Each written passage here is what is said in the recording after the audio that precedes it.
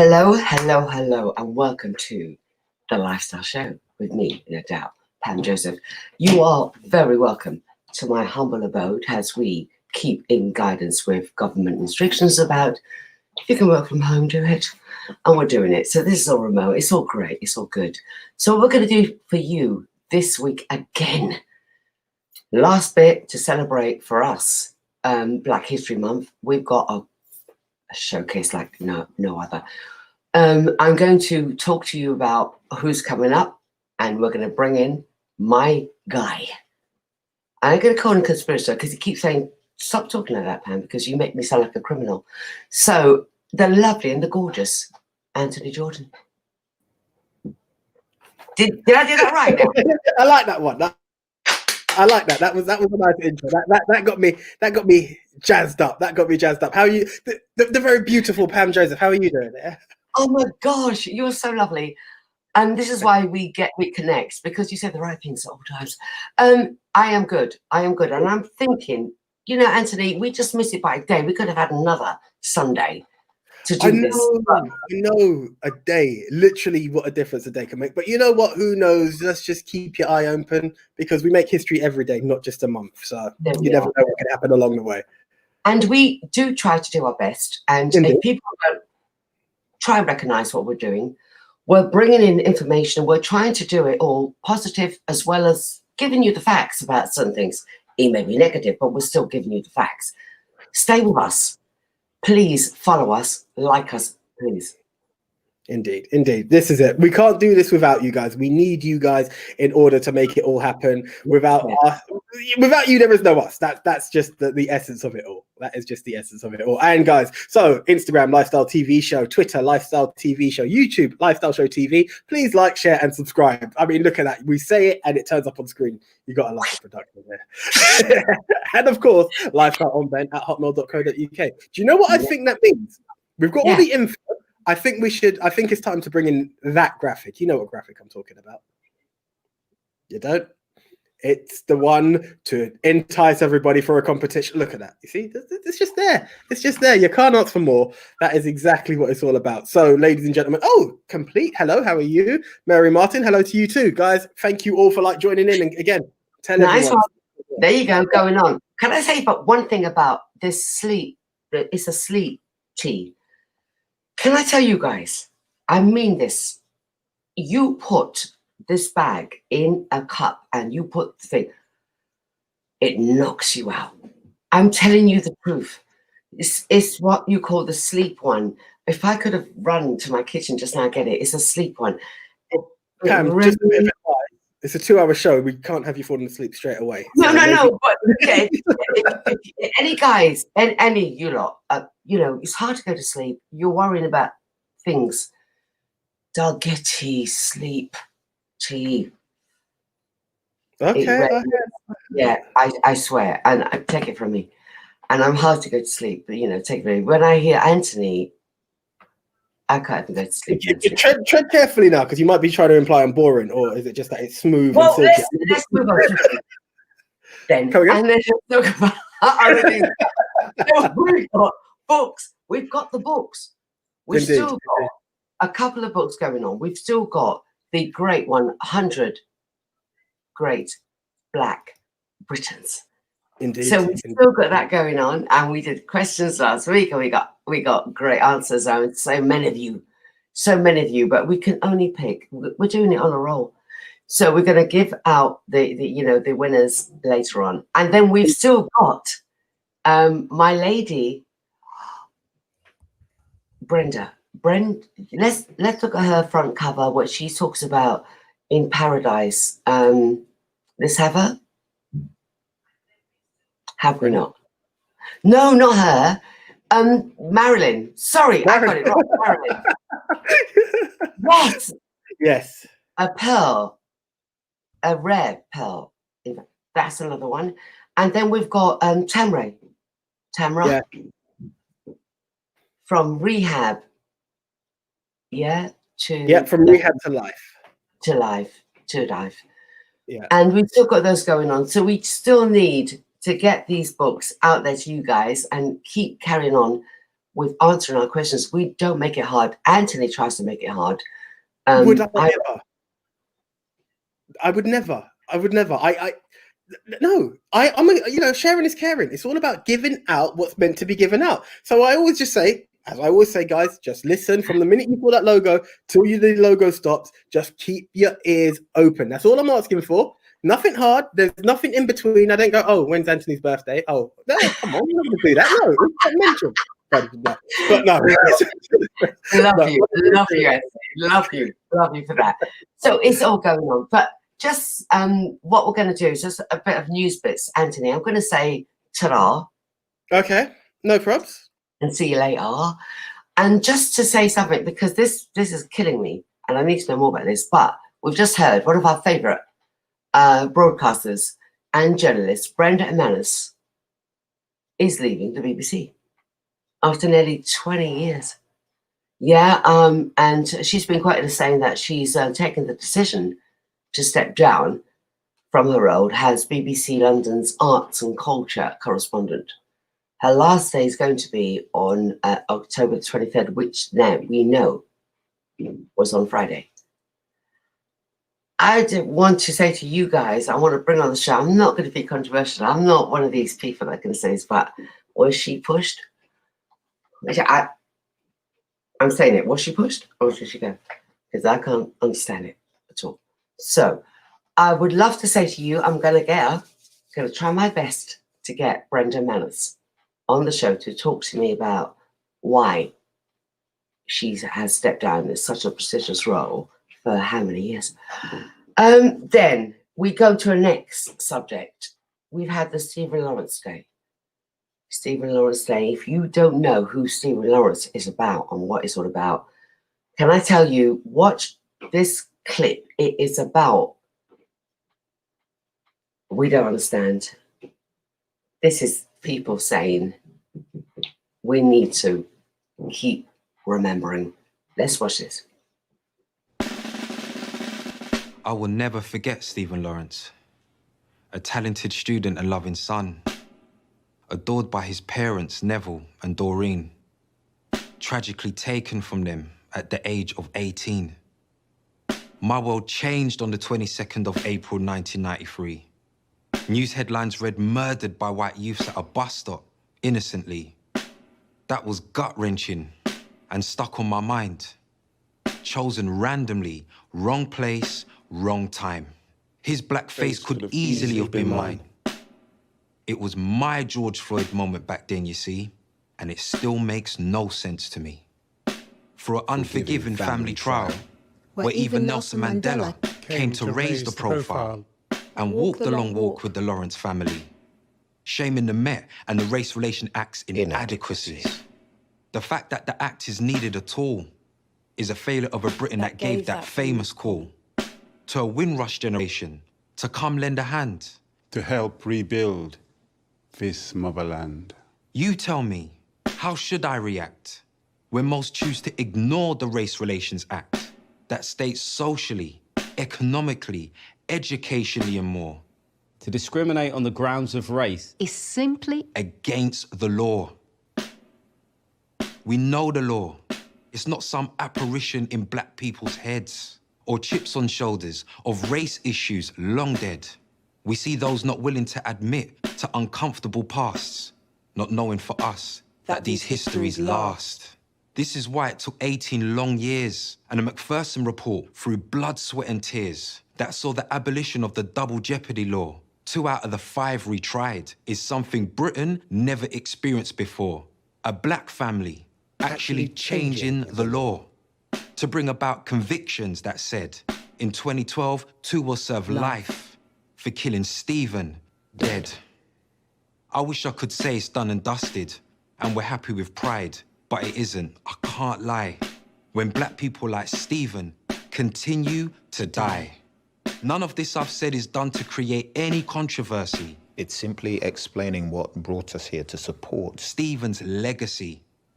In this moment of global unrest, where people of all ethnicities are voicing their protest, alongside black people, to say we will no longer ignore the racism we all deplore.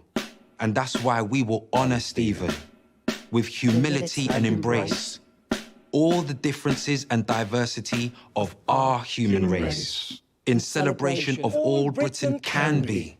In our families, our lives, And our communities.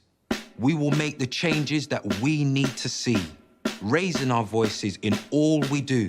We will educate everyone. That he is part of all of us too. And we will never forget Stephen Lawrence.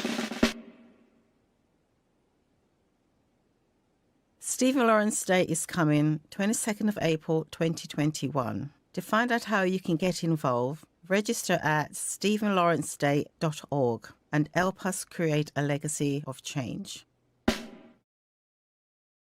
Look at that.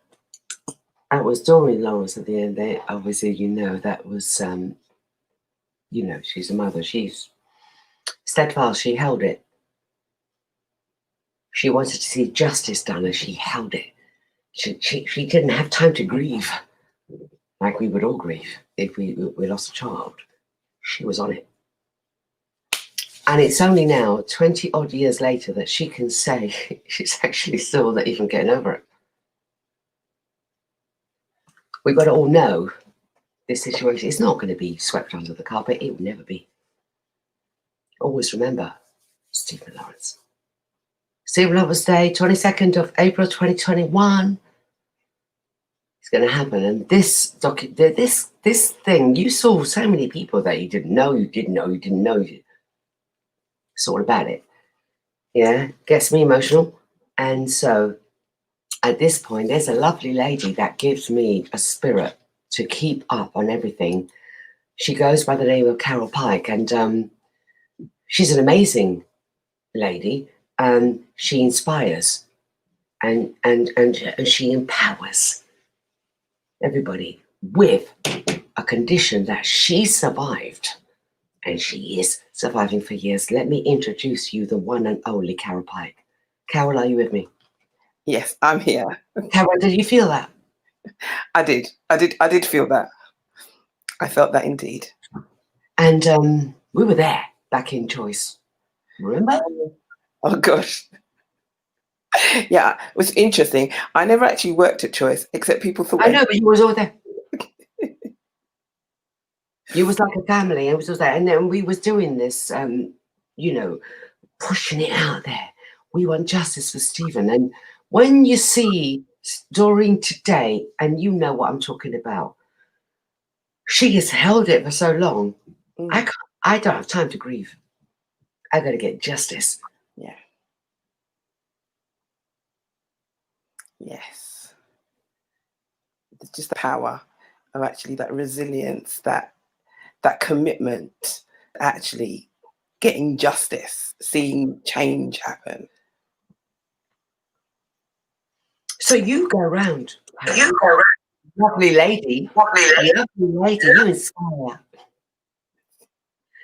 You inspire and you empower. I'm just doing me. No, you're more than doing you. Stop it. I'm going to tell everyone about you. This is a lady. You're a survivor of a condition called lupus, and yet you hold that, deal with that, and you still go around and inspire. Talk to me about you being this lady of a motivator, inspirational talk. You do everything, and you even go into companies and tell them how to be. Where'd you get that from, Carol? There's kind of the inner core of me. I realized, actually, looking at Black History Month and all of the things that are happening with Black people, when I was 14, I actually wanted to be a civil rights leader. I thought that actually, if Black people knew who they were, really knew who they were, that they would operate from that place. And then I realized that the best civil rights leaders were either dead or in prison. So it didn't seem like a very healthy ambition.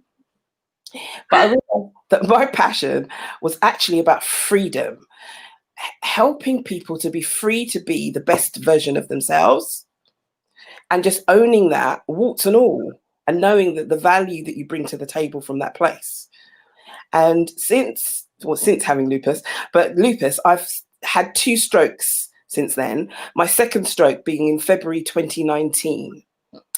And as a result of the stroke, I know I have sketchy memory pre-February 2019. So I'm quite literally living in a new world from the perspective, a bit like a baby that's born into an unfamiliar world that needs to learn how the world works and then how to operate in it. But the core essence of me, that whole thing to inspire and to encourage other people, actually just goes with me wherever it is I go. Where does that come from? Your parents? I Were think they dynamic people? Or... Well, I think it's a combination of things. One is that I realized that my mother was the original motivator.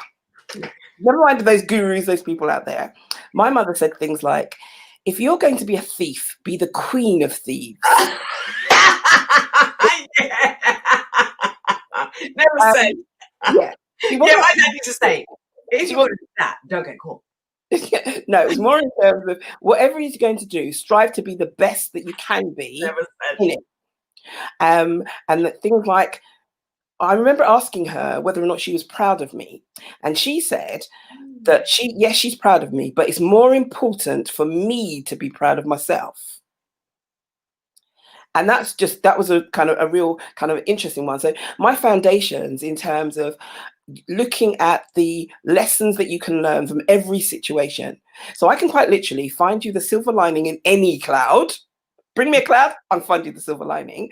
So there's that. And then I've got faith in God. And quite literally, last year, the 28th of February could have been the date on my death certificate. Because if things had been marginally different, I would have been dead. And as I didn't die, I thought, oh, I'm obviously here for a reason because I still got work to do. And so my drive every day to get out of bed is that I'm here to make a difference, to have an impact in the world. And that drives me to just to be me, but actually to make a difference by showing up on purpose. And making it work for other people. We've got brands about you now.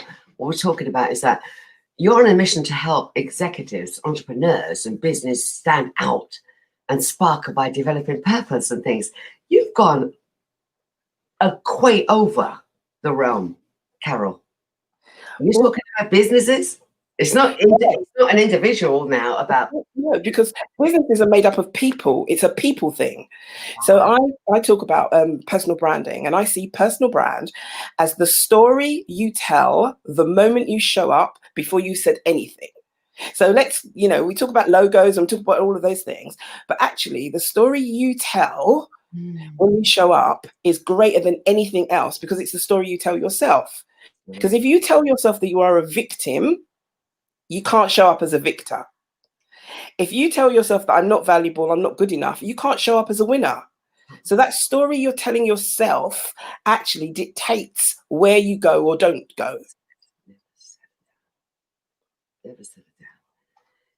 Keep talking to me. Keep talking. Why do you keep stopping? I want to hear more. I'm putting it in terms of the sparkle. So I've come up with a sparkle equation, and it was based on I met Nelson Mandela. Okay, I'm name dropping. I met Nelson Mandela, and it wasn't what he said, it wasn't what he did, and it wasn't even your knowledge of what it is that he'd been through and he had overcome that actually made him stand out. It was how he showed up. And I'm referring to that as his sparkle. So the story he told himself actually said that, you know what, I'm a winner, I can do this. And how he represented that to the world is his sparkle. And my sparkle equation is know who you are, understand the value you bring to the table, and then show up unapologetically on purpose. And when it is that you do that, magic happens. And I can say that from personal experience, because last April, I was in a hospital and they invited me to a reading group. So I thought, okay, not doing anything, I will go. At the reading group was myself, a patient, a nurse, and 2 external people. We did a round the table read, and then we had a free flow conversation. And the 3 non-patients all looked at me almost at the same time and said, you need to be a motivational speaker. Now, what was particularly interesting about that was I was sitting in pajamas in a wheelchair, and I'm not actually sure I'd had a wash yet. So it was nothing that it was nothing I was doing. And It none was of coming out of there. It was what you were saying. It's like what you look like, what you done. it was and this is you, Carol. yeah, and that's it. Carol, So I met you years ago, Carol. Can I just say this to everyone that's listening to this? Let me say something about this lady. I met this lady, oh gosh, it is 20 years ago. So we even traveled to South Africa. And you inspired me, things you used to say. And you don't even know how you shook me, even when we were talking. We were just roundabout. There was journalists there or things like that. But anytime you opened your mouth and you said things, and I, damn, you got me. You've always been that way. You've always been that way. But you know what the significance is, and what it is I'm saying to everybody is that people will tell me that you've always been like this. But the difference now is I know it. There's so much of us that actually there is richness, there is value, but we don't know it. And so because we don't know it, we don't live from that place consistently. Whereas I'm in a space where I know that I am awesome, and I'm not, you don't have to agree with me. It doesn't change the fact. And I think that sometimes we're trying to mold ourselves to fit in with other people. And what I'm saying to everybody is to own your awesome, because I believe that we're all awesome. We just have different flavors. So own your awesome and be the best version of you, because that's where the richness lies. Never said. Never said. So I'm just busily going around being me and just knowing that the impact, because from that space in the hospital, one of the women actually booked me to speak. So my first booking to speak in 2019 was whilst I was sitting in a wheelchair in hospital in pajamas. And there was somebody that I didn't know. She didn't even know whether I could speak.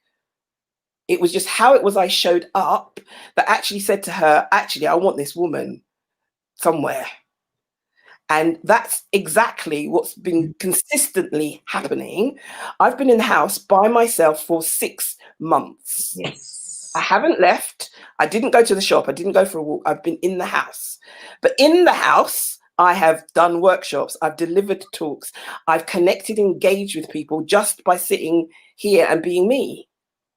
And whilst it is, I will tell you that I am special. You are. I believe that this opportunity is available to everybody.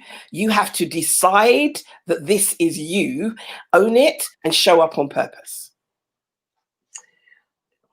I just don't know what to say. You just every time we speak, you know what you do to me. You bloody know it. And look at me, I'm swearing. But you bloody know it. Every time we speak, you do something to me and you make me feel, yeah, I think I'm doing this for a reason. I think I am. There's no money in this, what we're doing. Yeah. We spent in our own money getting this up on there and talking to positive people like you to talk to people and let them hear your words. And this is what we're doing. This is what we feel. Is what I feel. This is right, what we're doing. Yeah. And Carol, to have and be privileged for you to come on and say it is right to do this. It is right. We've got to keep, even in these darkest times, as we're going through, it is more prevalent that we do it. Yeah. But this, I feel like, I mean, obviously, COVID times. Yeah. Yeah. But it's the amazing opportunity, because we've got two choices, and actually only two choices, that we focus on how terrible this is, and oh my gosh, how bad it is, what I don't have, what doesn't work, oh my god. But or we say, okay, this is the starting point, right? What can we do? Right. And that's it. You know, the whole issue, the whole black-white issue, all of those things. What can we do? Because we've been battling this for a long time.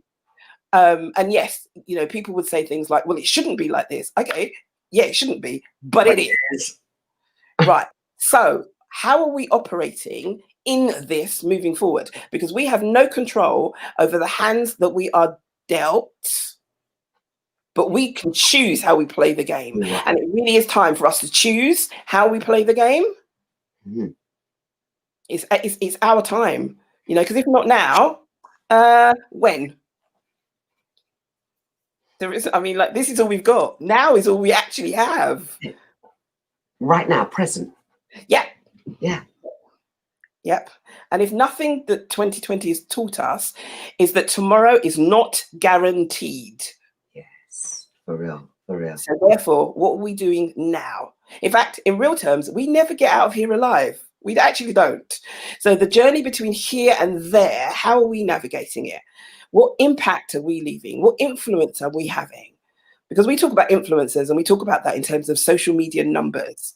I want to say to everybody that's listening, you are an influencer. And that's whether or not whether you're on social media or not, you are influencing somebody with something. Even if it's one person. Yes. But it's never only going to be just one person, because if you influence one person, they go on say to someone else. So actually, that your influence actually goes far and wide. Yeah. How are you showing up? Show up as you.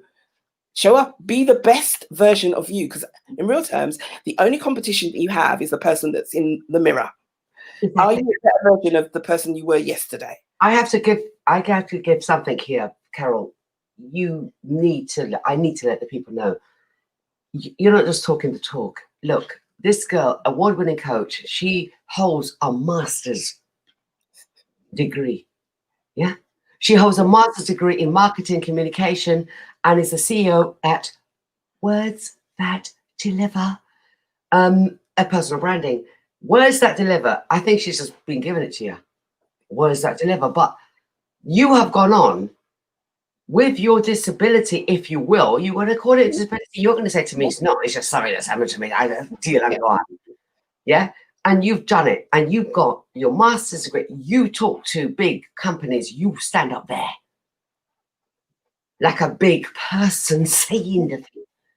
You are an amazing creature. Well, thank Baby you. pie.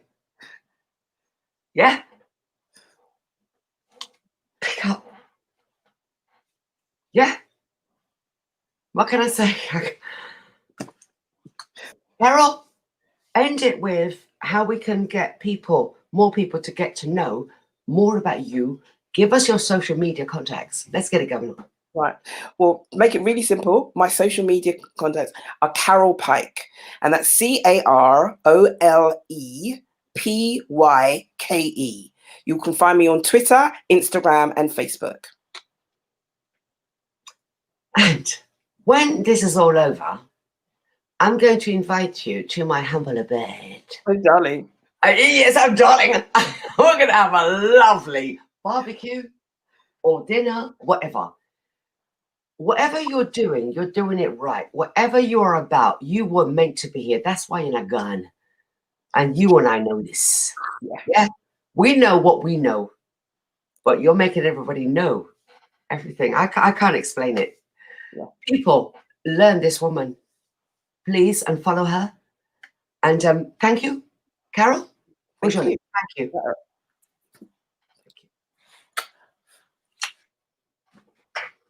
Never said. Never said. Let's go for a break.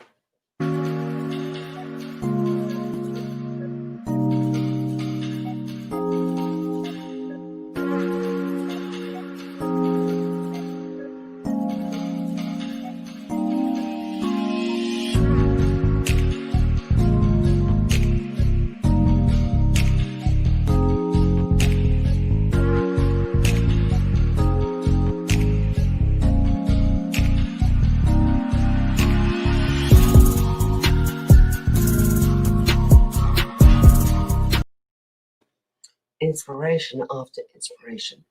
What can I say? Here's another one. We're talking about the Black Beauty and Fashion Awards Diaspora. This is a huge event, and it's recognizing people within our community doing what they do best and their expertise.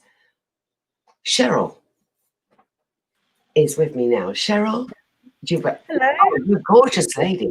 Oh, thank you. Welcome. Thank you for having me, Pam. Oh my gosh.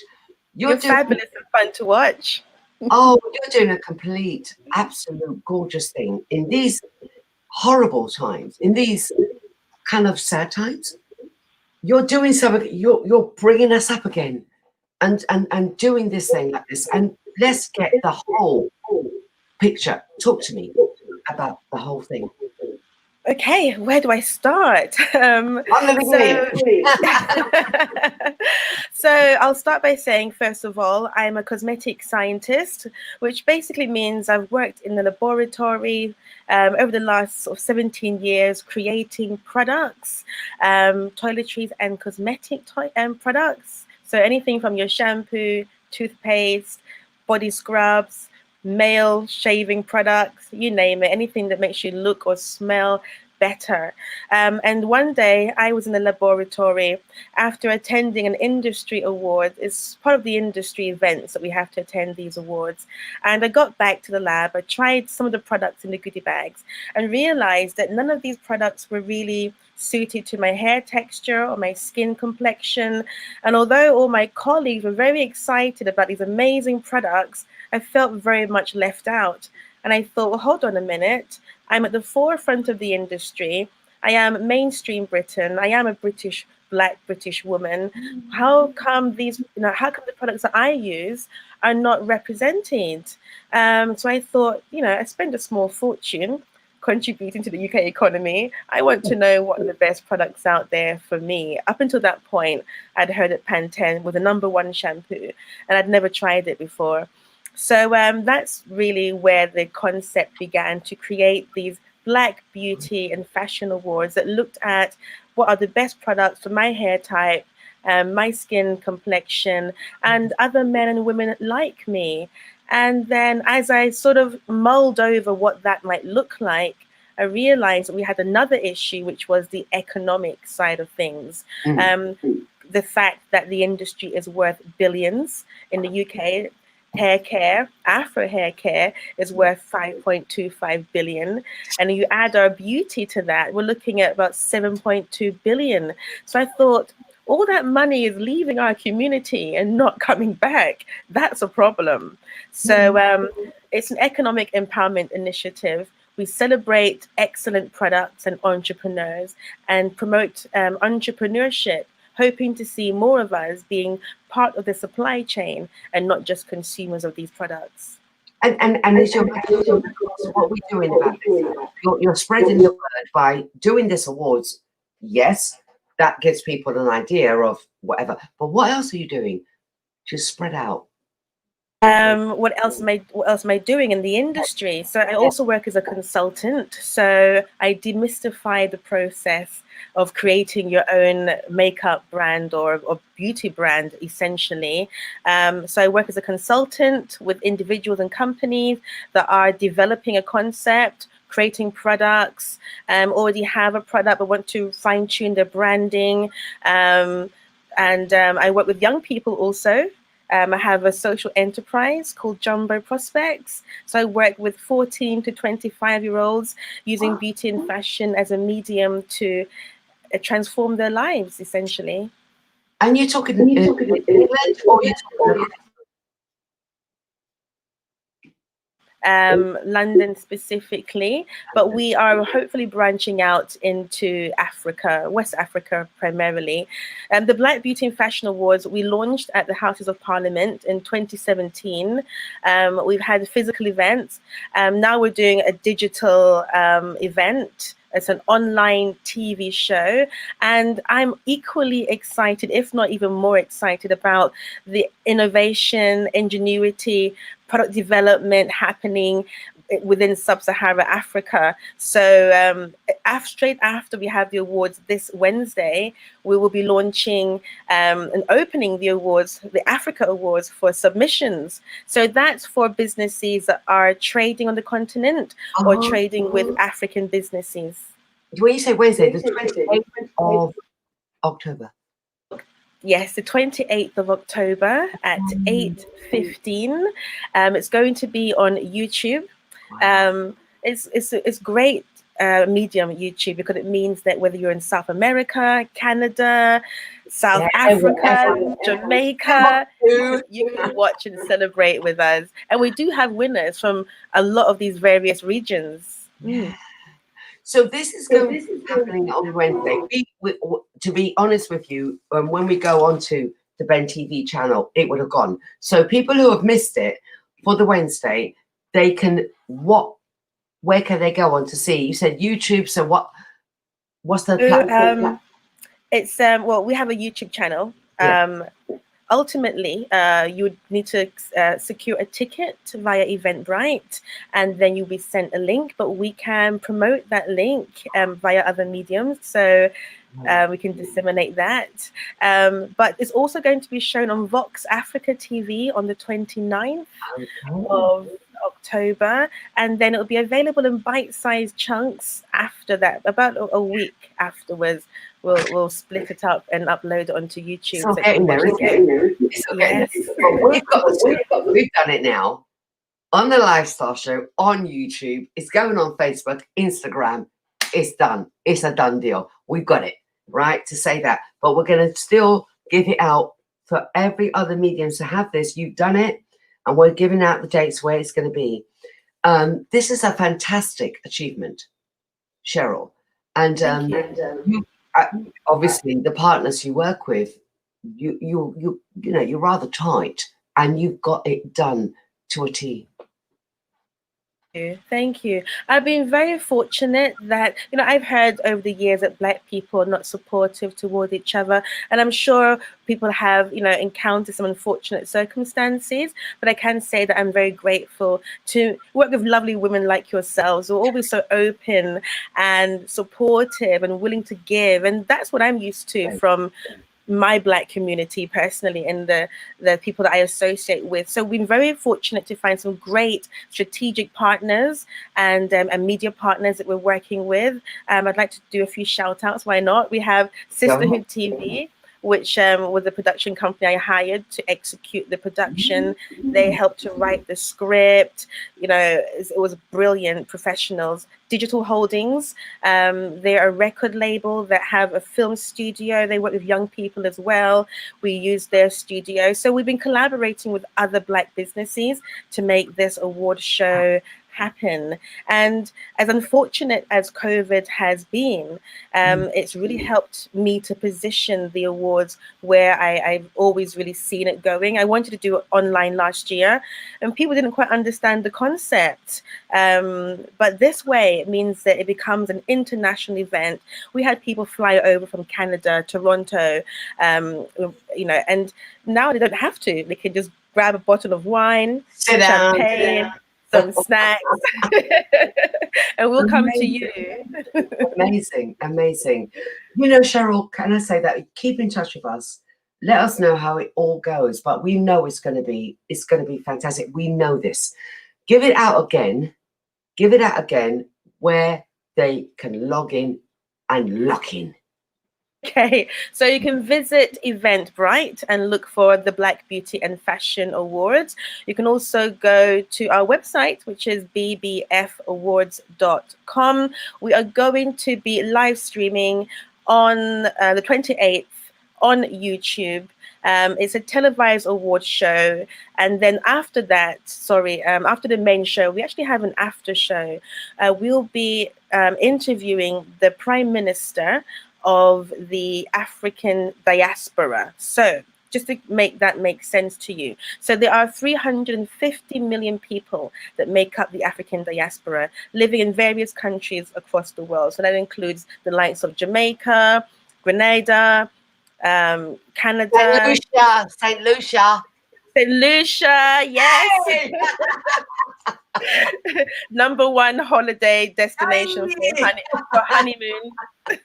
I've heard, and of course, right across the world, we have 350 million people in diaspora, and we are very much divided. And we have different cultures, different different lifestyles. So the diaspora is now being positioned as the 6th region of Africa. And we now have a prime minister that is going to govern this area. So we're looking at how the diaspora can work collectively to support each other, as well as how we can also reach back home and possibly, you know, see an impact of what we're doing here. For example, my social media team are based in Lagos, Nigeria. So I employ people or work with people in Africa. So it's about bridging the gap where we can. So we'll be interviewing the Prime Minister. What I should have done earlier, Cheryl, I should have let everybody see something. Here's a trailer where you look so, you are the business. Let's look at the trailer. This is good. And now we're going into best natural hair care product. On to Cheryl. Yeah.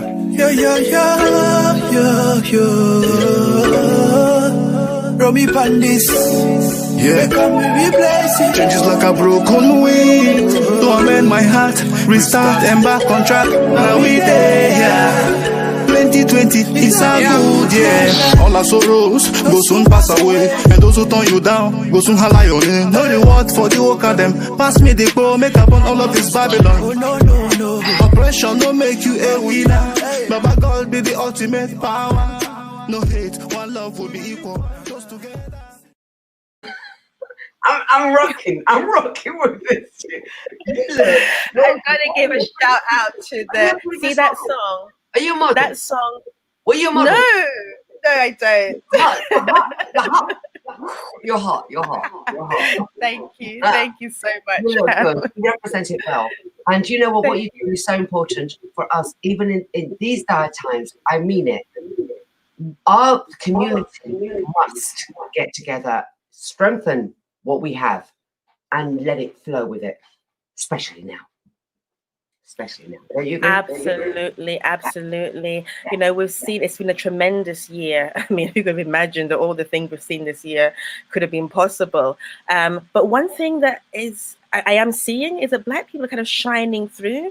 We are feeling, I believe, more empowered. We feel that we can take ownership. And I think that we're becoming more apologetic in this time. And that can only serve us well going forward. And I'm hoping that it's not going to be a trend or a phase that we are going through, but we're able to project this into the future and run with it. It's so needed. We've got a lot of learning to do. You know, as much as we identify as being Black, and that's why I called it the Black beauty, because I couldn't call it the African or the Caribbean, or I needed something that would just bind us, although we're not Black in color. It's a political term. So I'm hoping that we can see what's happened this year and use it to strengthen us as a global community. And Cheryl, never said a damn. We're cool with the word Black. We're cool with it. We could be red skin. We could be like, it doesn't matter. Call me Black. Yes, I actually don't mind it at all. There's this trend where people are saying, I'm not Black, I'm brown. I don't understand it. You don't want to go there. Cheryl, can I say it's been an honor talking to you. First time I've met you, and my spirit feels you, and what you're doing is inspirational. Can we get you back, and next time again, possibly after this has happened, and then tell your feelings about how it went and everything. So maybe before the end of the year. That would be incredible. You know, my plight is as well as celebrating our beauty. So the show has a bit of Black history. So you learn a bit about where we came from, what the things we've accomplished, people that are inventors that are still alive today that we may not have heard about. You're going to see beauty. You're going to see fashion. I hope you're going to feel entertained and empowered. And at the heart of this, as I mentioned, it's an economic empowerment initiative. I need the world to see these amazing entrepreneurs that, despite COVID, have continued to work and keep their businesses open. And we know how challenging that in itself has been. So even more kudos and respect to them. And I just want to show them off and let people know they're here and give them all the support that they can. Excellent. Cheryl, love you. Thank you. We'll talk to you again. Good luck. It's going to be brilliant, as you know it will. Thank you. Thank you. inspiration after inspiration. They're females. Go out with the women then. Let's take a break.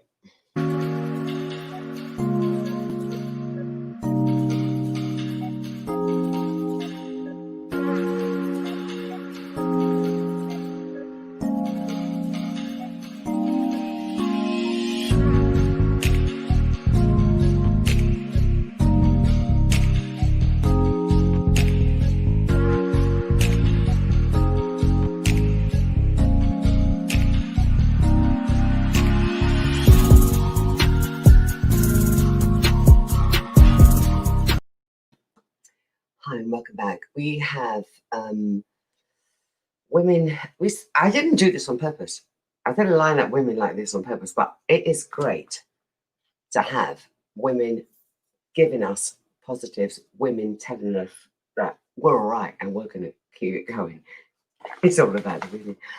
But anyway, from one woman to another, we're going to talk to a lady that's written a very inspiring book. She goes by the name Verona. She's not a stranger to lifestyle. Can we have Verona on? Hello, my dear. And may I say pleasantries. Pleasantries, and welcome to my humble abode.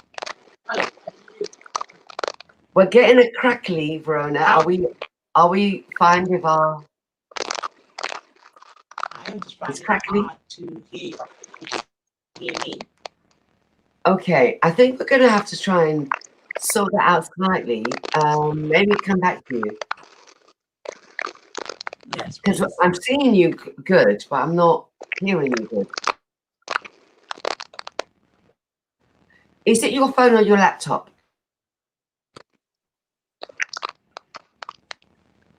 No, maybe we'll have a little thing of a break. Maybe I can do my monologue. Whilst we sort out Verona, maybe perhaps I can do my monologue. I was doing this every single week. I would pick, or sometimes people will pick it for me. Oh, let's talk about this person, that person, and then we can just do a little brief monologue on someone that we think needs a little bit of a mention, and just highlight the plight of this particular person. I don't know if it's anything that some of the ones I pick is either known, very known, or it's not.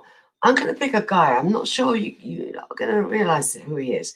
This guy's called Matthew Alexander Henson. Basically, I could just say he's the first black guy to hit the North Pole, USA style. Yeah, but all of that was never recognized. Let me give you a brief about him. Matthew Alexander Henson was born on the 8th of August, 1866 in Charles County in the state of Maryland, USA. His parents were sharecroppers who were free black Americans before the Civil War. He spent most of his life in Washington, D.C., but left school at just the age of 12 to work as a cabin boy. The ship's leader was Captain Childs, who took Henson under his wing and taught him to read and to write. Houston later returned to Washington and worked as a sales clerk at a prestigious store. One of his customers happened to be a chap by the name of Robert Peary, who in 1887 hired him as a personal valet. At the time, Peary was working on the Nicaragua Canal. Their first Arctic expedition together was between 1881 and 1882, where Houston served as a navigator and craftsman and was known as Peary's first man. Like Peary, he studied Inuit survival techniques, and during their 1908 and 1909 expedition to Greenland, Henson was one of the 6 men, including Peary and 4 Inuit assistants, who claim to have been the first to reach the geographic North Pole. In interviews, he is identified as the first member of the actual party to reach that. They believed he was taking a bit of a long story, but he was the first to reach the pole. He wasn't believed. Their claim had gained widespread acceptance, but in 1989, Wally Hubert published a research paper that found that their expedition records were unreliable, indicating that it was implausible.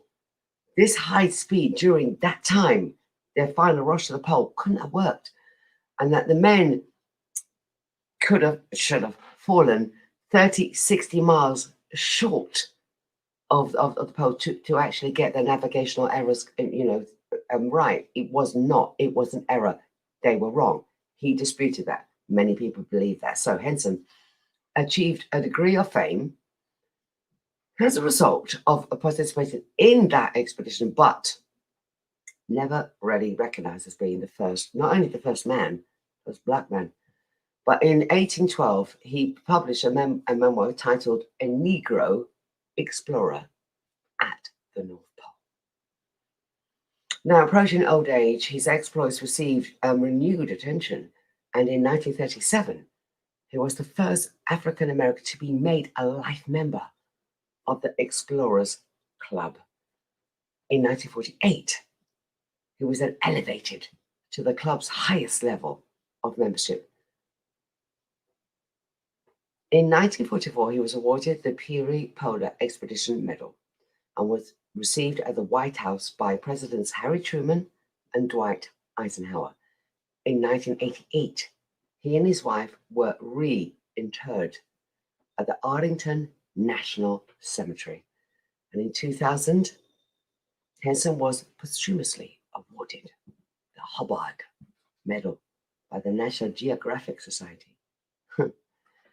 Matthew Alexander Henson, first black man, reached the North Pole, do you know? Born in 1866, died March 1955. There you go. What more do you want?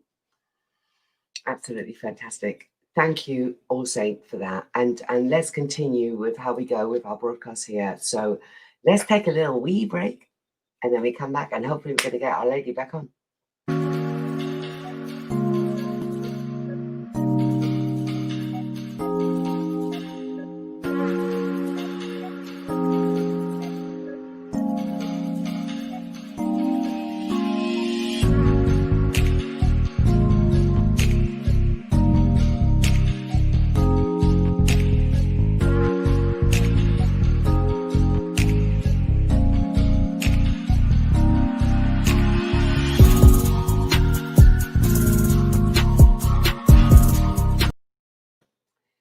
You are back with me. Verona, are you with me? Verona White. Have we got you sorted? Oh, excellent. How are you? You're there with me. Can you hear me? Yes. Can you hear me okay? Everything's good now. I'm excellent. I'm live. I'm live. Oh no, you're live and you're powerful and you're coming to me live now. Let's talk about it. Yes. Let's talk about this book. Right. Yeah. What inspired you to write? Talk to us. Okay. So what inspired me? My hair basically fell out a couple of years ago. That's not funny, really. Don't watch me. Yeah, it's not funny. No, really isn't. I'm a hairdresser. Next year it would be 30 years, and I basically was devastated. My mom died and different things happened. So I said to my friends, like about 3 or 4 of them, let's just grow our hair together. And they said, great. And then one of my friend named Sylvia, she said, well, why don't you just open a group? And I'm like, well, okay, at least I can have 5, 10 people. 2 years down the line, we've got nearly 8,000 members. And I get so many emails and different, things of people asking about hair, what they should do. And I've done so much research, and I just said, I keep hearing the same questions again and again and again. And I keep answering the same thing. So why not just put it in a book? So I mentor these women every week about our ingredients. And well done to Cheryl, the one that you had in, the lady that you had in before, about, the passionate about our products, what's going into our products and the connection with everything else. So yeah, so a book, oh my gosh, I don't know, but yes, yeah. You did that, and to be honest with you, can I just say, it took other people to say that to you, and then you did it. But you know, you're almost like, so, you know, you're just not what I don't know, modest. I don't know, rather too modest, and you didn't think of that. You didn't think that you're so just helping people along the way, and you were just calling people, and people calling you. This is what it is. You know what? Yeah. I'm passionate about our women's health.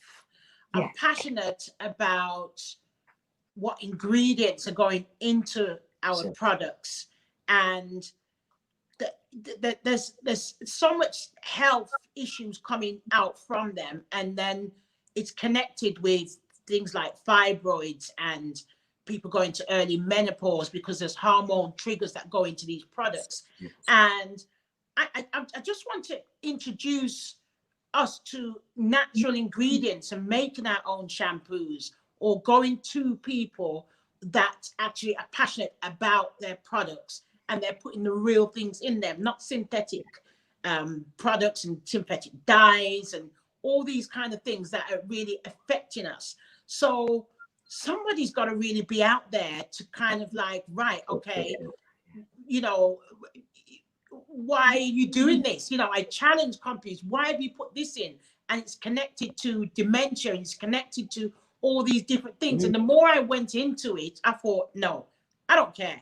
Like, I'm a Black woman, you know, I've gone through these things. I've had people saying, well, I've used this product and they said aloe vera's in it, but it's actually not. It's all mimic kind of things. And in the book, along with putting recipes in there, I explain in detail why, you know, we shouldn't use certain products, why we shouldn't just go by smell or the bottle that just looks good against your, I don't know, whatever you want to match it up with.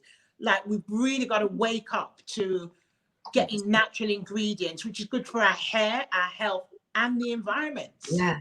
So what you're doing, you're actually telling us, be aware, start reading things up, even facts. Go online, research things, and be very careful about the things we buy as normal. And we just pick that up because mummy used to buy that, so you know. You know what I mean? We just buy it because mummy used to buy that. Mummy used to bring it in the house, but mummy didn't know that this actually could have been causing us harm. Not to put blame on our mothers, but you see what I mean? Obviously they're doing the best that they can. And it is about being aware. I mean, over the years, we've come aware about, you know, the foods and what we're eating and saying, right, this is organic, and some are going vegan and whatever. But then I'm saying, well, why can't we do that about our products? You know, there's so many women, and maybe I was young, don't remember in my mum's era of them having so much things with fibroids and so much cancer going on. And, you know, and I know that it's not the main cause, but there is hormone triggers in there. Like they say, don't do parabens and sulfates, and don't do this, and don't use this. And we're thinking, wow. And we don't know, even though it's like, it might be even a trace, but that trace, and you're using the same product for like 10, 15 years, is actually going into you. Yeah. So it's just, oh gosh, yeah. Do you know what? Verona, you know, what can I say? Shouldn't someone have come up with this before and give us the all? But it's all right. You've done it now. Yeah. So, the book, it's titled 20 Recipes for Curly Afro Hair. So, I love that. Yeah. Apart from that, I mean, that's in there, but it's detailed. Everything you want to know about pH, why I say, you know, that the certain shampoos you should use, and why you shouldn't use this, why you should go to certain sources, and who to go, you know, for your products to, you know, different companies. So it's all in there, and I'm kind of excited. I'm not really, you know, a book writer or an author, but I think all my passion has just gone into it, you know. So you should be so proud of yourself, Rona, to do this, because now you're going to get the utmost amount of people going to want to buy this. I want my book. Actually, Right. I want my book. I'll get your book to you. We talk Right. about everything. And I'm going to put it out for every like it's week. a I'm real going to say to girl's everyone, book, buy this you book. know? No, I will show it to everyone every week. Buy the book, Oh, where they can bless purchase it from. you. I'm going to show it. So it's not just you giving me a book. I'm going to put it on every Yeah. week and say to everybody, come on, let's get Come on, together. buy it. We're No, but saving you lives, know what? Verona. Verona, we're No. saving lives. Listen, I'm You saving realize your that? hair, your health. I'm letting people know. I'm not one of those that say, yeah, just buy a book for the. There's information in there because I mentor these 8,000 women every week, and I'm there just yapping away and said, no, do this and make sure you have your Calavera and whatever. So You know. Go on. I'm This is how it's going to be. excited. We're going to push this, and we're going to push this, Verona. We're going to push it. Yes, save because our it is women. important. Yes, it's very important. It's very and then important. you'll be able to make your own shampoo and your conditioner and whatever, and you have your little pots and just say, right, okay, this is for me. Nobody touch that, So That's right. it's like That's that. right. Because it works for me. Yes. It might not work for my sister, but they can find their own. But Yeah. this one works for me.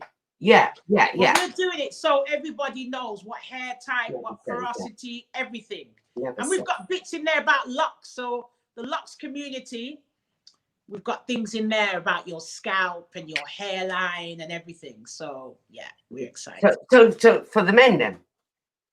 So we've got for the men. My best friend Xavier Barnett, he's there every week. V, have you got my creams? Have you got this? And have you got that?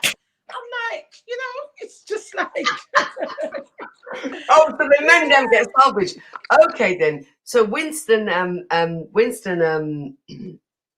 Jordan can actually, if you don't know who he is, he's the husband of the part producer of the show.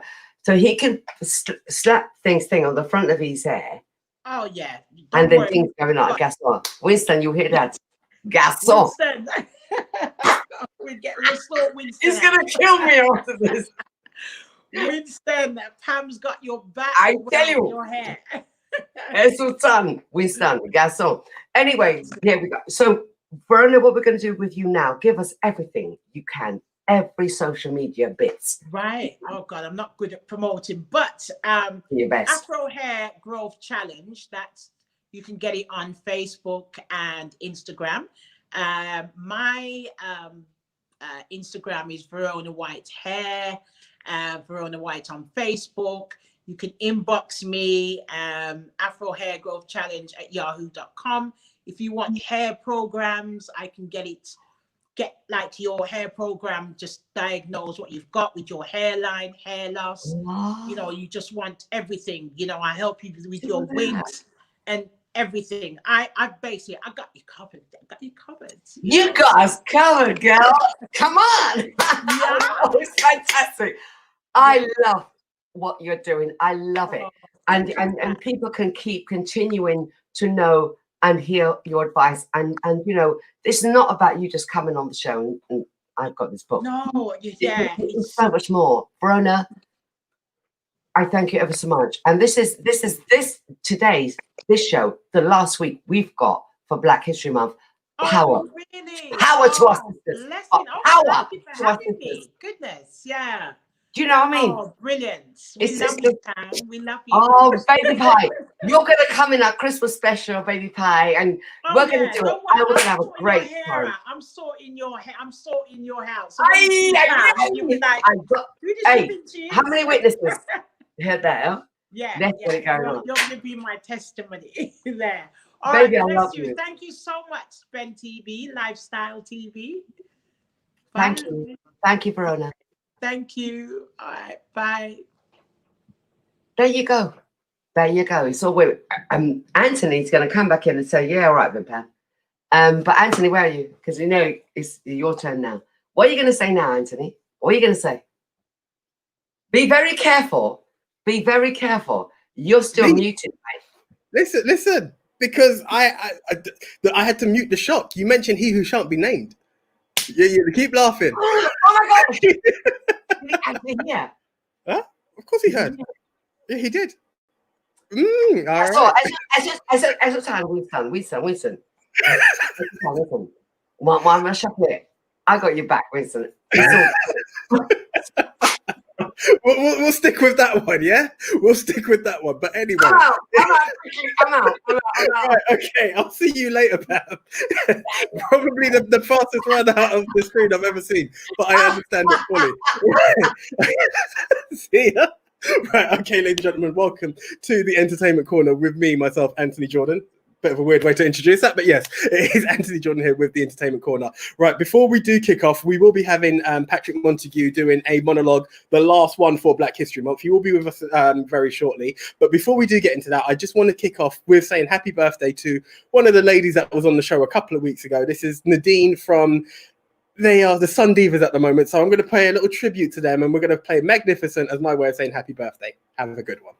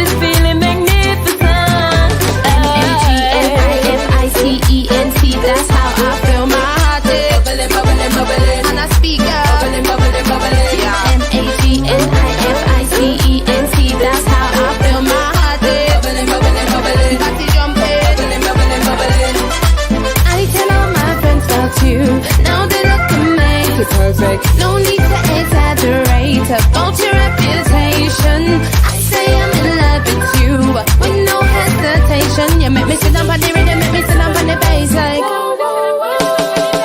beauty, beauty, beautiful. Wonder, wonder, wonderful.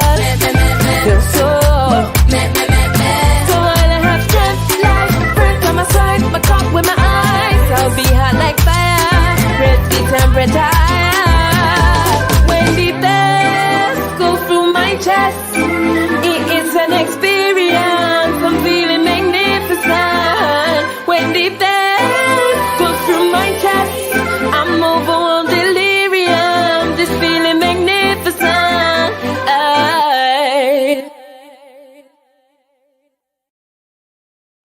Okay, so that was the Sun Divas with Magnificent. So once again, Nadine, happy birthday to you. Hope you're having a good one out there.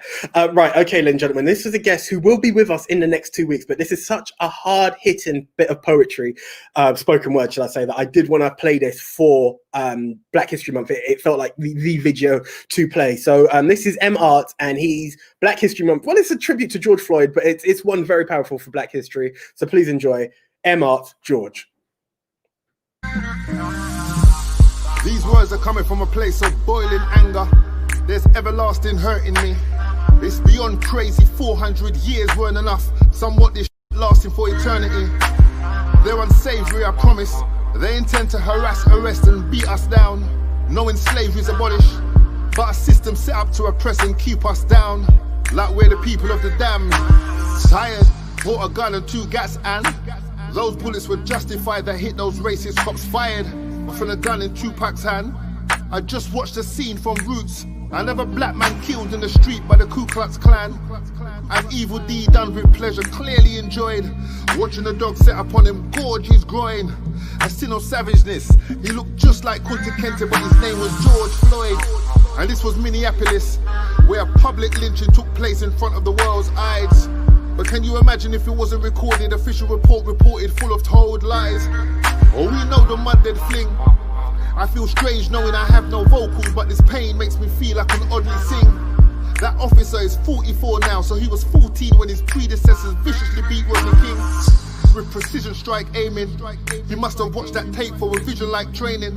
A good student who studied the style of truncheon wailing, one day hoping he do please. Appears he tweaked the technique using a limb as a more sadistic, crueler method, seen as we no longer openly use trees. Where we were naked, taken and hung. Was that hatred in the making from young? Did it manifest over years, increasing behind badge and gun? Was it hereditary, through relation? Like a natural hate for our kind in creation. We want the rest of those racists like him flushed out who hide inside those stations. Most of us know the reason why he was so calm and comfortable killing in front of the nation. Because in that very moment he was simply the overseer killing back on the plantation. Hell's in town, that's hate innit. A choice of 46 weapons held him down for 8 minutes and 46 seconds. Gave him no pardon, harshly just pressed. That knee has been on our necks before and since the days of Martin Garvey and X. The colour of my skin makes me to a George with a neck I'm forced to smartly protect. So we increasingly distrust, are sick of these shackles, bondages and handcuffs. History shows they have an insatiable, disgusting appetite for shooting and choking us. Even with facts won't learn they're wrong, clearly intended to keep slaughtering us until blacks turn it on. Expect some torturing when we get our Nat Turner on. No more darkies whipped, this black fight, we're not taking crap. Run your army quick, it's due to be a black ass night when we start taking back on some Mugabe shit. We're rehousing, it's time we face this.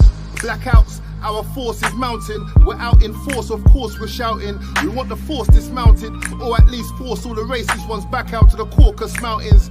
Address warmth, ain't no coins, there's no wishing wells or fountains. Just cave dwellings for corrupt murderous fleas. Your hearts were never worn on sleeves. And from the start we were made to mourn and forced to grieve and exist amongst that evil. Your time's up, we had a whiff. My black people, it's time we rise up like Nazareth. Let them wear their shame as we make sure George Floyd never died in vain. I pray his deceased mother came when she heard his cries to her as he cried in pain. He was dying too soon, only lived half his life. Prayers will be said over him by the pastor, right? Until then, mummy, comfort his soul through the transition to the afterlife. Back down here, bricks and stones are being hurled. Daddy changed the world. Those exact words came from your little girl. I'm sure you were watching and heard what she was saying. Your name will forever be used in reference to change. Your death will make a difference, I'm saying. Our people around the world are kneeling for you and praying. And for your soul, I prayed for you too, George. But this last prayer's for the cold. Contend, oh Lord, with those who contend with me. Fight against those who fight against me. Take up shield and buckler. Arise to my aid. Brandish spear and javelin against those who pursue me. And say to my soul, I am your salvation. Rest in peace, George Floyd, Tamir Rice, Philando Castile, Rashawn Brooks, Eric Gardner, Breonna Taylor, Sandra Bland, Trayvon Martin, Ahmaud Arbery, Michael Brown, Stephen Clark, Botham Jean, Alton Sterling, Freddie Gray, Tanisha Anderson, Sean Rigg, Kingsley Burrow, Sarah Reed, Christopher Older, Mark Duggan, Edson DeCosta, Smiley Culture, Rashawn Charles, and the list continues.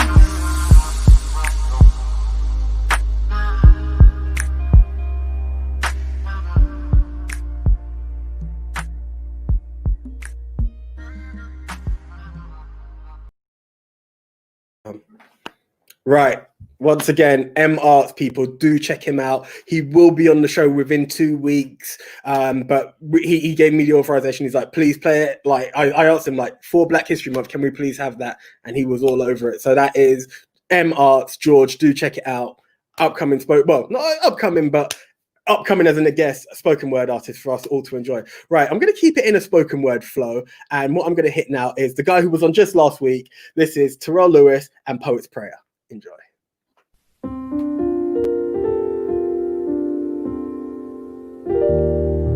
Heavenly Father, thank you for my gift. And I know there's many things on my list, but you've given me that one dream after I made my 1,000th wish. I'm grateful for every blessing you made exist and giving me the sight to see and not fall for the devil's tricks. Thank you for being a friend. And not only did you pick me up when I was down, but you introduced my hand to the pen and gave me the ability to start writing for them. You brought me from darkness into the light and gave me the strength to fight and go on when I never had the courage inside and felt like I wanted to die, but you were by my side. You helped me to find me. And because of you, I was able to put my darkest days behind me when life wasn't treating me too kindly. Sometimes I wanted to disappear or wish I was somewhere else. I can handle physical abuse, but mental is one I had never felt. I have never been religious, so was unsure if I could ask for your help, and it's not that I didn't have faith in you, I just didn't have the belief in myself. And yet still you answered. You welcomed me in with open arms and a bag full of plasters and told me I had the ability to love more despite feeling heartless. Now you put me back on track and I'm heading home because that's where my heart is. And the truth is I'm done with all this carnage. I'm not ready to start healing. My faith has been restored and I have something to believe in. I believe in me. With my inner light shining bright, I can face those fears and kill those demons because I've imprisoned myself for far too long and now I want my freedom. I'm going to speak up for those who can't speak. Give sight to those who can't see. Give hope to those that still believe in dreams and let them know that nothing is beyond their reach. I just want to give thanks to the Most High. And as the day turns into night, until the moment I close my eyes, you look down on me during the day whilst I look up to you in the night sky. I'm able to create words from my tears. I've made opportunities from my fears. And the only reason I'm able to hold it down is because of that man upstairs. Thank you.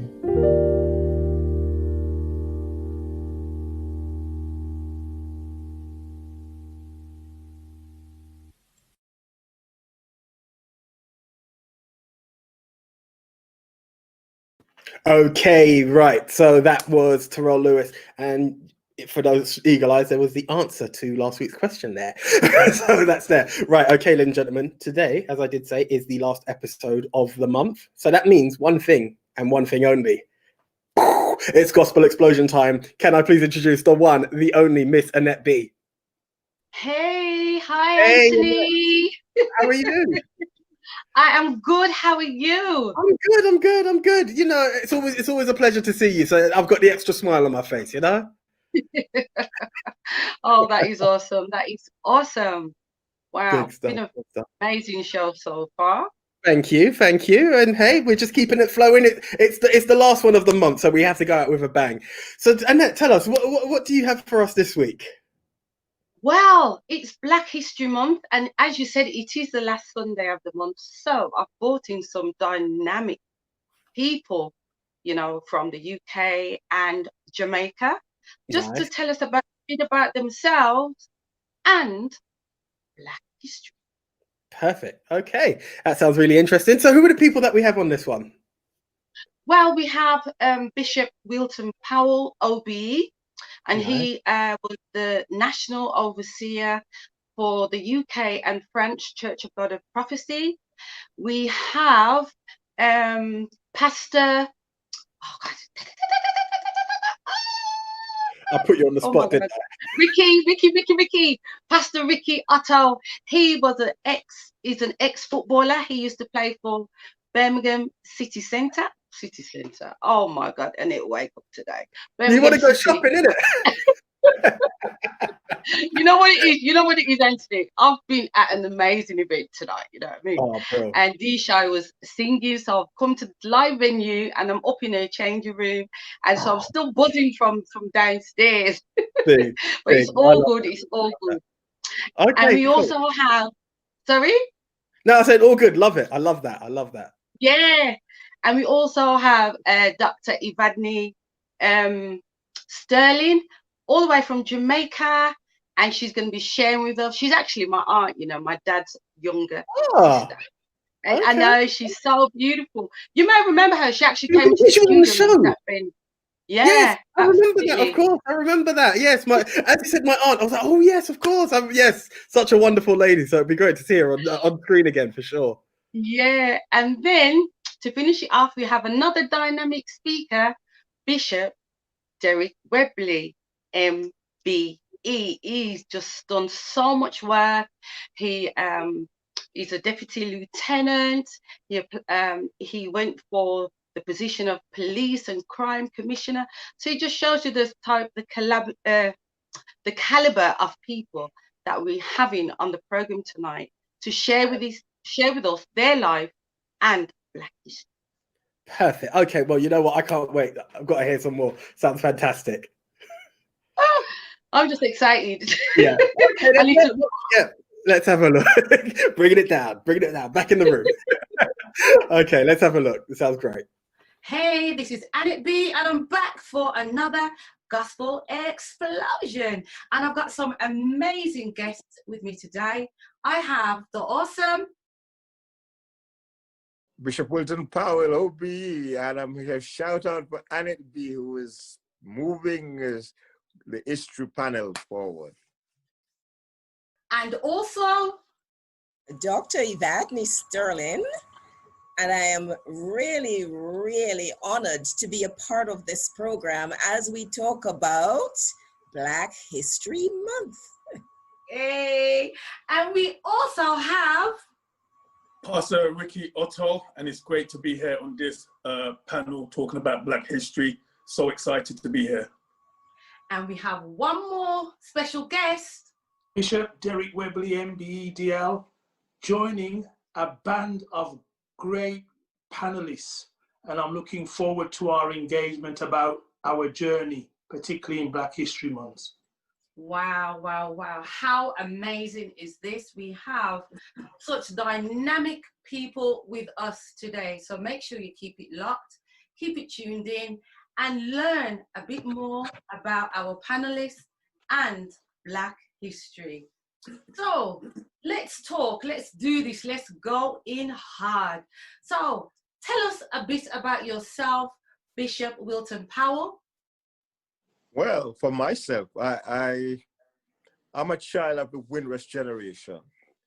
My father came to United Kingdom in 1954. My mother came here in 1960. And I'm a child of that generation. I arrived here in 1962. I went to school.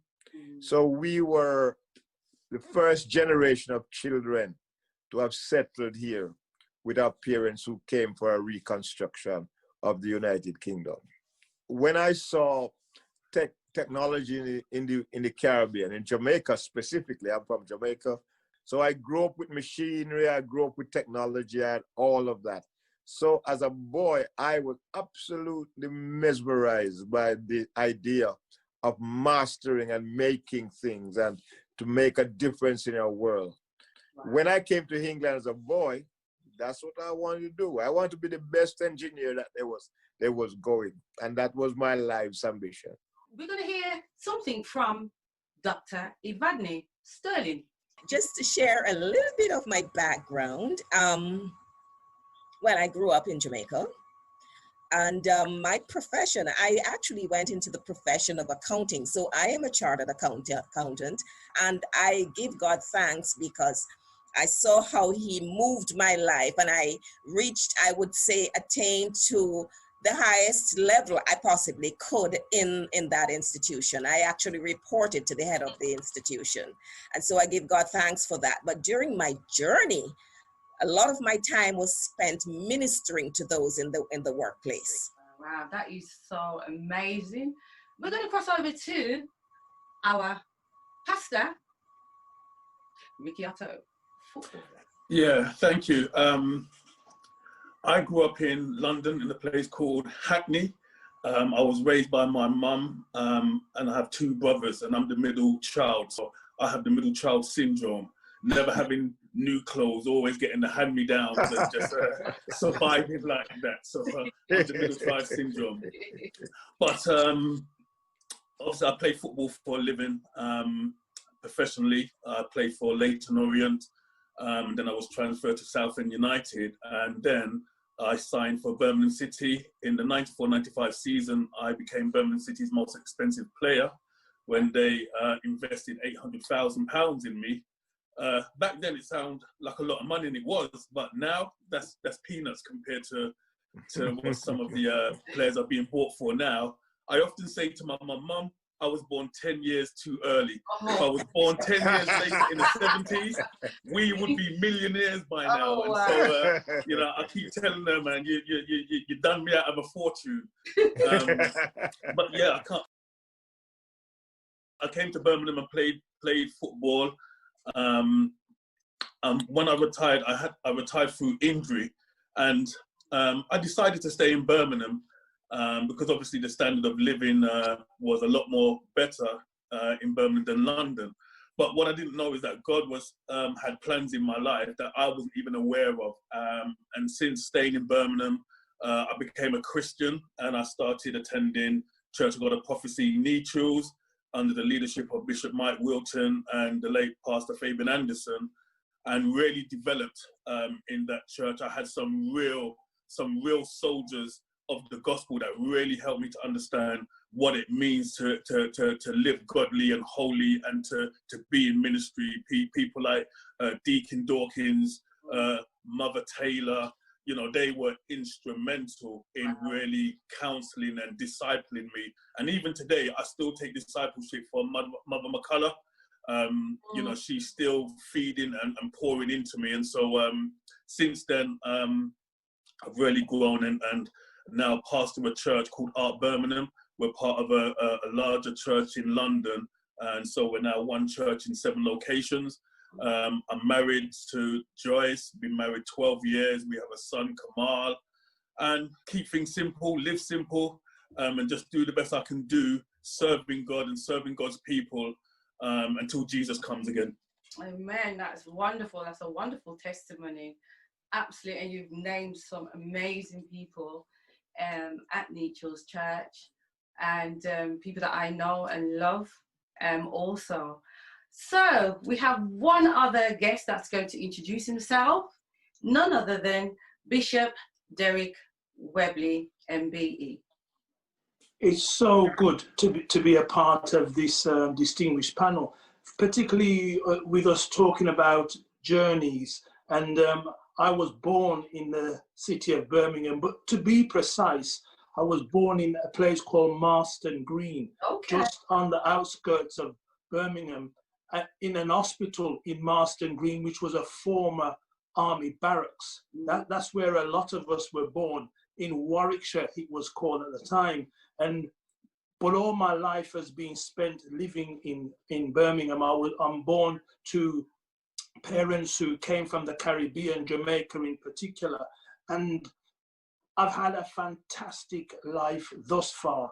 I've met some really good people in my locality. The irony of it all as well, hearing Pastor Ricky talk, I was actually at the match that Ricky made his debut for Birmingham, because I'm a Birmingham fan. I won't actually tell you what happened on that day, but he made history for Birmingham on that day. Wow. So I'll let Ricky talk about that. I certainly won't explore that and expand on it anymore. But I'm a member of the New Testament Church of God. I'm a part of its ordained ministry. And I've had great opportunities of working across denomination, kingdom working, in order to assist our community and all communities. And I think it's from there where I've gained my life experiences and recognize that no matter who we are, all of us have a contribution to make. Hence why it's good to talk about the journey. Amen.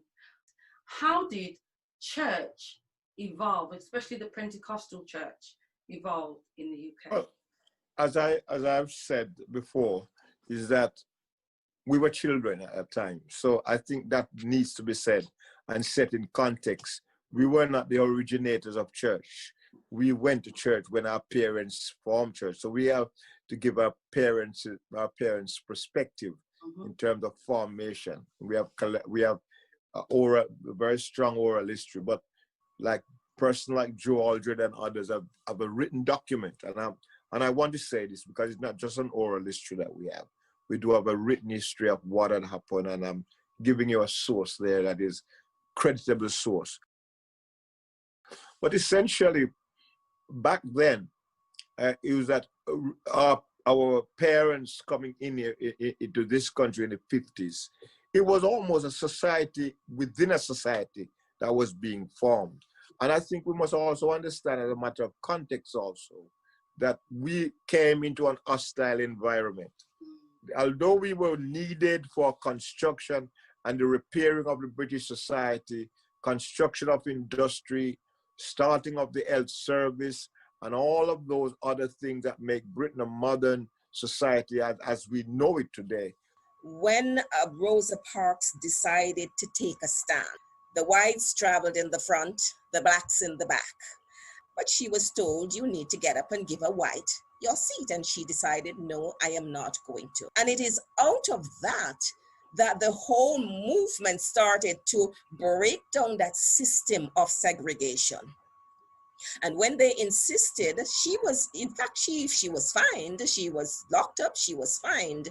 But then out of that came something, a mobilization of something special, because it was from there that they decided, if you are going to do what you're doing to us, we are going to boycott the bus system. And they did that for 381 days.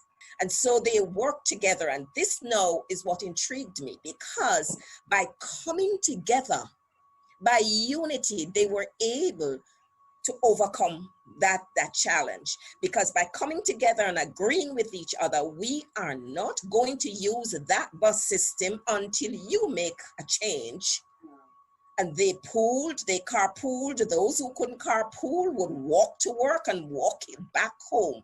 And so when we take a stand, especially when we take a stand for Christ, we'll understand that there are going to be persecution. There will be persecution, because even after they won, the courts ruled that they could now travel in whatever part of the bus. Still, people were. There was violence. The buses were stoned. People were bombed out of the buses. Even Martin Luther King, in fact, came into prominence during that time because they saw that he was someone who could help to mobilize the movement. And so he was brought in. And so sometimes out of everything, when something happens, we're able to identify someone who can mobilize the system. And so we want to say thanks to Rosa. Because of her stand, the whole civil rights movement came about.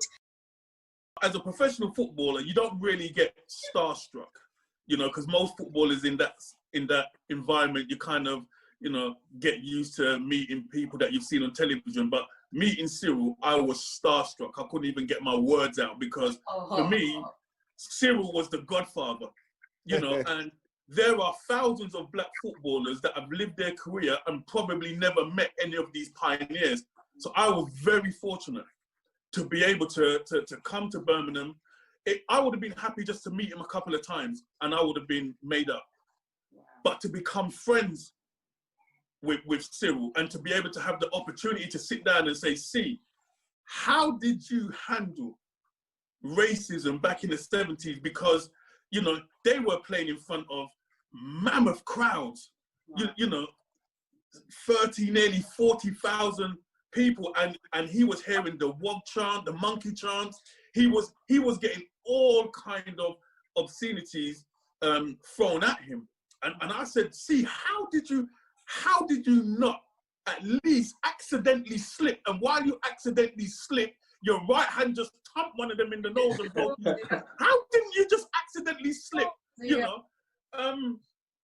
But he said to me, he says, Rick, you know what? He says he understood what time it was. he understood that one wrong move can set black players back probably another 60, 70 years. So he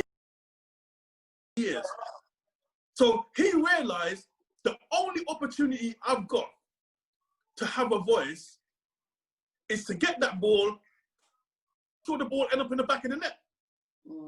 He says, wait, because at the end of the day, that was the greatest feeling, but it wasn't just a personal feeling with him. It was a feeling that he knew he was breaking down barriers. He knew that if he wasn't performing to the best of his ability, not just in terms of performance, but in attitude, he realized that I can set people back. So he says, Wick, I put up with it because I realized that the only language that the football world will understand is if you're scoring goals. Thank you so much for having me. And I want to say that, you know, each and every one of us can make an impact. And Amen. there's a song that says, may those who come behind us find us faithful. May Amen. others, may we be the history for somebody else. And so we need to make sure that whatever we do, we can create history that someone else can talk about. Amen. That's well said. Well said. That's amazing. Thank you, Annette, for having me on this platform. It's been a privilege to be amongst such well-abreasted individuals. I'm humbled, and like Bishop Webley says, I'm just proud to be a reflection of those those individuals of the past that have paved the way for us to have the limelight. May they never be forgotten. Thank you so much for having me. Privilege. Amen. Amen. And we're going to find our final speaker was none other than Bishop Derek Webley. I just want to thank you so much for your time. Thank you. I conclude with the artist Danny Bell, a whole song, Ordinary People. Little things count much when you place them in the master's hand. Little things make a difference. Little things become big things. As they say, we little, but we tall out. I come to England, just me and my grip, 1960, and I'm here still now. I love it. Anyway, thank you for tuning in. Thank you for keeping it locked. This is me, Annette B, from the Gospel Explosion. Peace out, walk good, with love in your heart. Love you too. Love you God too. bless you. I recognize that man with the famous grip. Don't even try to see the general again. How's he doing? Oh my God. Love that. Power. Yes. Our history, you know, you didn't even enjoy seeing the grip. I did. Dapper general.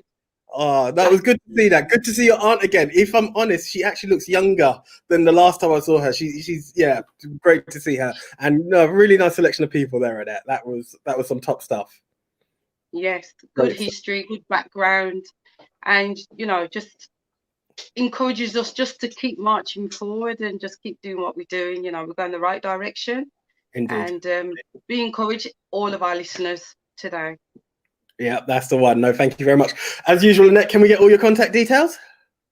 Yes, if you want to contact me, you can go to my Instagram page, Annette B. And if you want to email me, email Annette_BEE@ymail.com, or you can put me up on Facebook Messenger and message me directly. Send me a message direct. And tune in for next month. See what we got lined up. Cool. That sounds great stuff. No, Annette, as always, it's a great pleasure to have you on. The hair, by the way, the fiery red. I like it. Very nice. Very nice. Okay. I used to have red hair for years. So I'm going back in time. Okay. Great stuff. No problem. All right. Thank Take you care, very much. Anthony. God Catch you bless. next one. Peace out. Okay, cheers. Bye. Bye. Okay, it was the beautiful. You guys do get in contact, and always she's bringing that explosion with the gospel explosion. Thank you very much. And right now, it's to bring back my co-host, co-conspirator, partner in crime. I don't know what the words are. It's Pam Joseph. You don't even know what to say about me. I don't have the red hair, but you can still say something nice. I started off with beautiful Pam Joseph at the top of the show. Hey. Hey. Loving her with red hair. Annette, loving you with the red hair. Indeed. Right. Oh my gosh, have we got a lot to say? So we're going to deal with winners, Anthony. Anthony, I got a selection of the winners of whoever thinks that they won for this or won for that. Sorry, can I just give it to you straight? Go for it. From Stanford has got Pearl in the Wilderness.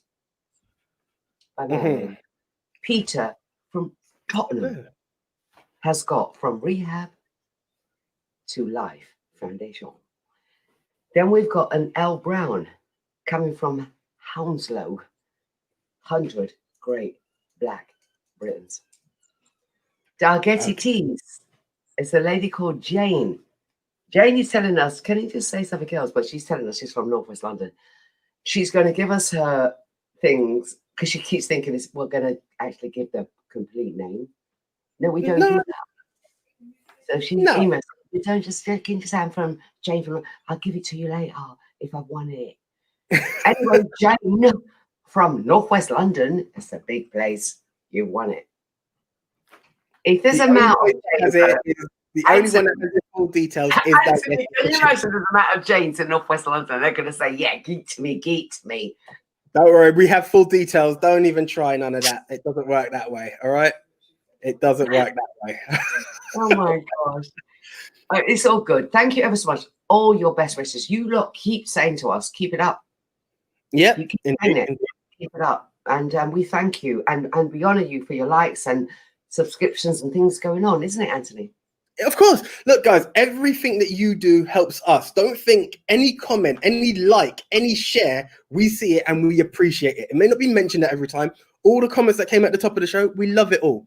So we honestly appreciate everything that you guys are saying, doing, and yeah, keep it up. Keep it up. As I said at the top, and I'll say it now, there is no us without you. Never said. So we're going to sign out now. We're going to get a music video, I guess, but we're going to say... Are we not giving away anything? Should we not give any questions before we sign up? Yeah, you want to keep it? All right. Last week, I'm not giving them because I've got a little couch down here. Come again? I'm thinking to keep them. I've got them down here. Don't admit that before people. She reads the book before she. No, they're firmly tucked away. They're just in a nice safe. Right. Okay. Let's see what we can kick off with. All right. Let's go with. Shall we kick off with Dalgety Teas? Of course. Okay. Cool. So for that one, the wonderful Carol Pike told us she had the honor of meeting a certain black hero. Yeah. Who was said black hero? That's number one. Okay, there you go. That's fine selection of Dalgety Teas. And all you have to do is email lifestyleonben@hotmail.co.uk and you will be in the chance to win that. Again, guys, don't comment underneath. Anthony, I love it so much that you think of these things that it's kind of gone, but then there's been an hour or so people may have... So hold on. Do you remember what I said? You've seen the logo. Anything you hear from now is in the running. That's exactly what I meant. Never said. This is for the Dalgety. Yes and right. Now, we've got more to give. Pearl in the Wilderness. So, Anthony, Verona. Yes. The title of her book. Indeed. That one I like. I like that as well. Okay. And for the Tamra's book, what we will do is we will go with the Black Beauty and Fashion Awards is going to be coming up soon. What day will that event be taking place? You still do it hard. I still keep it, I don't know about you. You're very well. Can I just say something now? And this is me being ultra generous because people say I'm difficult, but I'm not. All you have to do, whether it's on your Sky Q, your Sky Plus, or what have you, whether it's on YouTube, whether it's on Facebook, just press rewind. You've got a week. And then all you do is Lifestyle Hotmail, Lifestyle on Ben at hotmail.co.uk. Okay, so we're talking about gosh, the questions here. We've done Tamra, we've done Verona's book, we've done the Black Heroes book. No, we haven't. We've done Carol Pike. Was Carol Pike for the Black Britons? That was for the Dalgety. So we've got Black Britons. Aha. Now. I'll leave it to you, I'm 'cause going to do this one now. Okie dokie.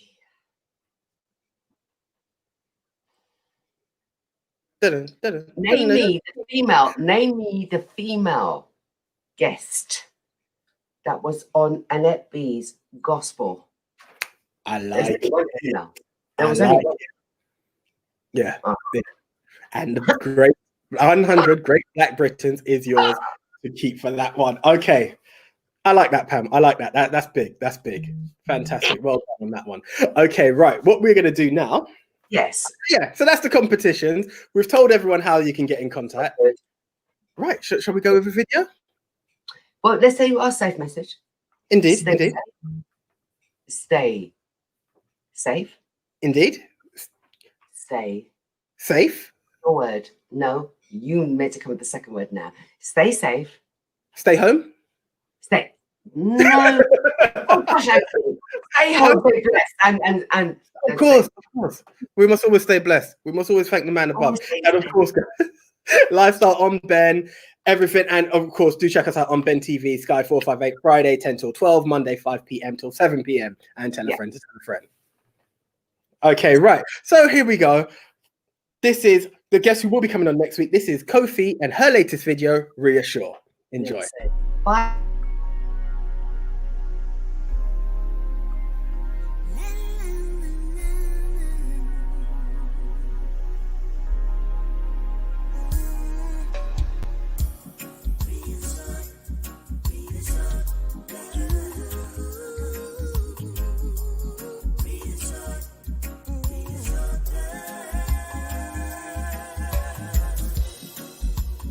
Not even love